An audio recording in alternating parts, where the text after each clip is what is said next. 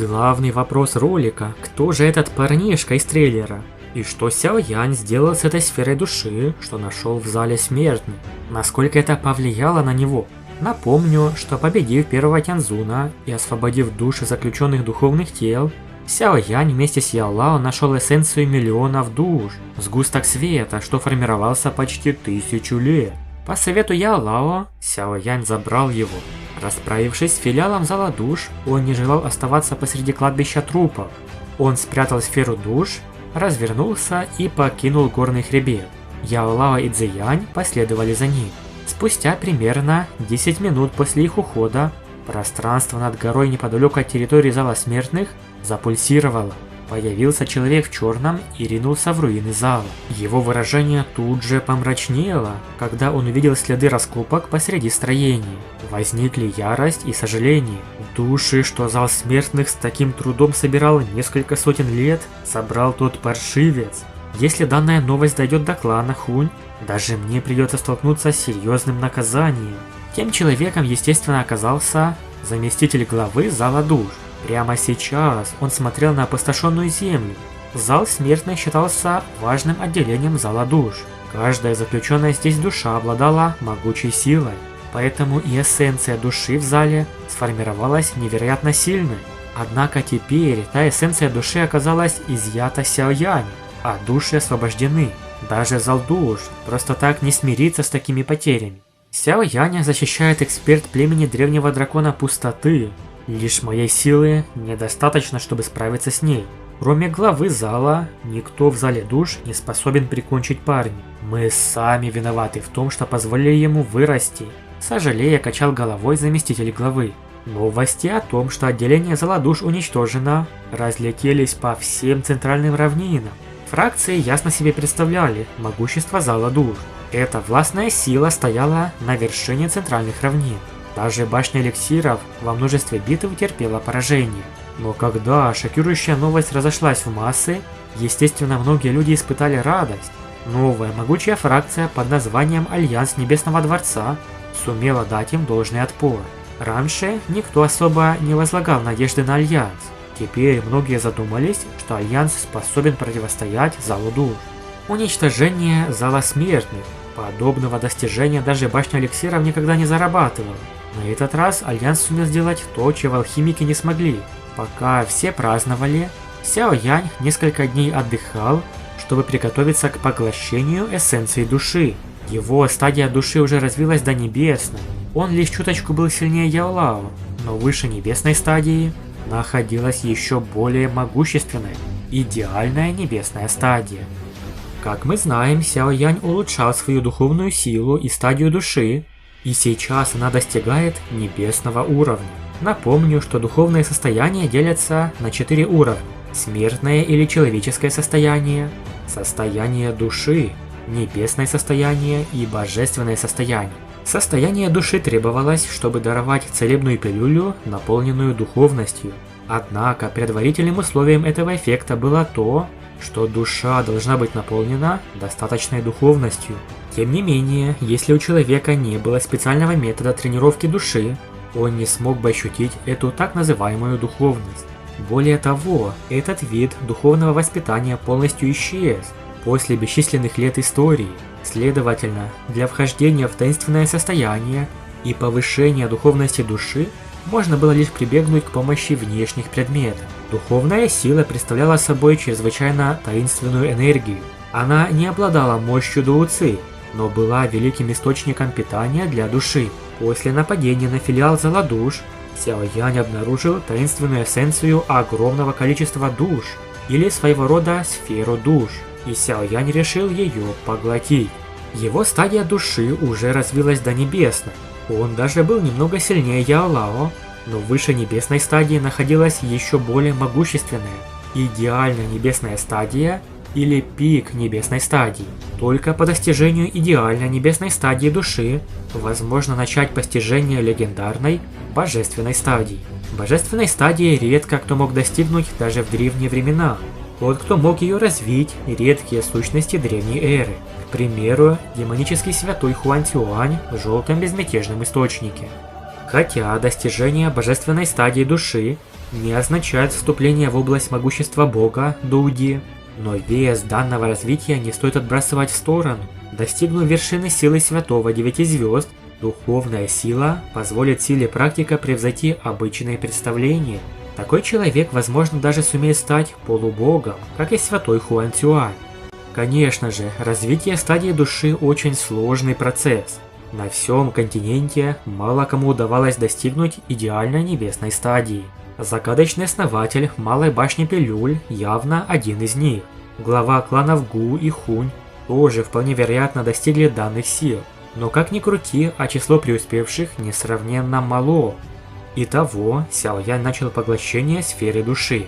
При контакте Сяо Янь сумел ощутить обширную и могучую силу, содержащуюся в сфере души.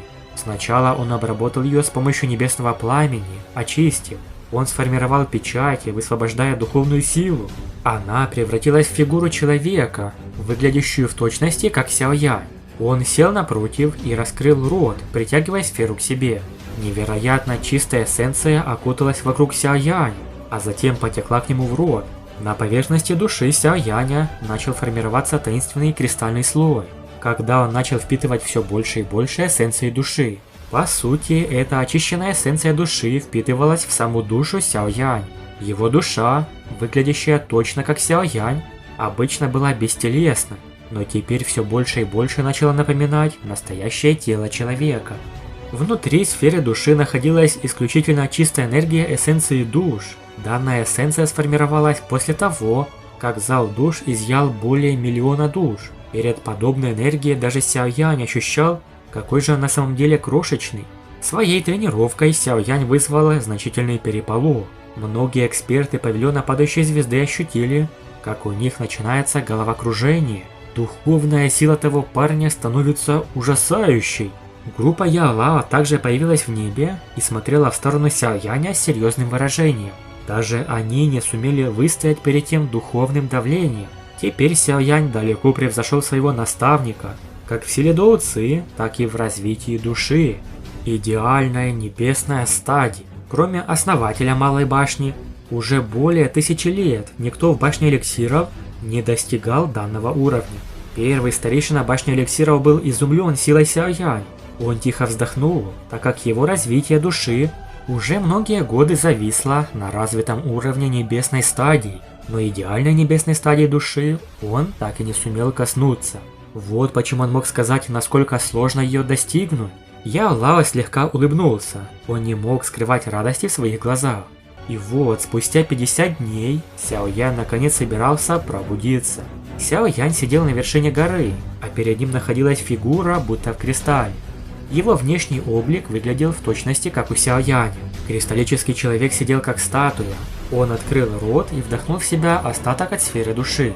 Тело души Сяо Яня резко задрожало, вызвав странное небесное явление и молнию. Яо Лао испытывал шок от того, насколько могущественна идеальная небесная стадия души. Теперь Сяо Янь только своей духовной силой сумеет сражаться против святого 2 звезд. Как только душа достигает идеальной небесной стадии, то душа становится неотличной от физического тела. Возможно даже отделить душу во время сражения против врага, что позволит объединиться с ней. И это куда круче, чем его двойник из техники иллюзорного тела. Координация между двумя такими практиками невероятна. Боевая сила того эксперта многократно возрастает. Все дело в том, что до достижения идеальной небесной стадии душа считается довольно хрупкой. Никто из алхимиков не посмеет вызвать ее во внешний мир. В конце концов, урон по душе не просто выдержать. Однако при вступлении в идеальную небесную стадию, душа приобретает способность существовать в иной форме. Кроме того, ее крепость не уступит силе физического тела. В сражении подобная способность принесет немалый результат. Идеальная небесная стадия может и находиться в классе небесной стадии, но ее возможности значительно разнятся с остальными. С определенной точки зрения можно сказать, что такой практик получает дополнительного компаньона в сражении. Сила такого компаньона полностью идентична владельцу души. Другими словами, данная способность сравнима с техникой Доу Ци, иллюзорным телом 3000 молний, которая позволяет сформировать воплощение, но его сила и остальные аспекты не сумеют сравниться с телом. которое получает душа при прорыве на идеальную небесную стадию. Что ж, Сяо Янь получила действительно мощное усиление. А далее Сяо Янь своей духовной сферой совершил настоящее путешествие. Силой мысли невидимые духовные колебания настигли всех в пределах Звездного Царства. События в радиусе 500 километров вокруг павильона падающей звезды отпечатались в голове Сяо Яня. Его духовное сознание или душа полетело еще дальше, за пределы павильона. Он даже встретил по пути несколько сильных душ, даже ощутил на себе внимание со стороны душ, спрятавшись в глубинах гор, которые явно заметили его присутствие. Центральные равнины и впрямь пронизаны затаившимися экспертами. Духовные колебания стремительно расширялись. Сяо Янь хотел уже было прекратить, как вдруг заметил странную силу. Скорость перемещения его духовных колебаний намного превосходила скорость передвижения физического тела. За краткое мгновение душа Сяо Яня достигла источника, и из-под земли выходило кремово-белое пламя. Когда его душа коснулась того кремово-белого света, сильная жгучая боль окутала его тело. Он ощутил появление пламени очищающего лотоса. Пока он испытывал шок, мистический сгусток света в его разуме, полученный из древней карты, яростно задрожал. Пока он рассматривал место появления небесного пламени, окружающее пространство вдруг пошло рябью. Невероятно могущественные духовные колебания вырвались на волю и яростно обрушились на Сяо Янь. Внезапный удар поймал его врасплох. В его голове зашумел гул вперемешку с головной болью. «Кто здесь?» Отреагировал он весьма быстро. Придя в себя от духовной атаки, Сяо Янь понял, раз атакующий сумел нанести ему урон, то духовная сила того человека не слабее, чем у него. «Так ты тот самый молодой парень из клана Сяо? Сяо Янь?»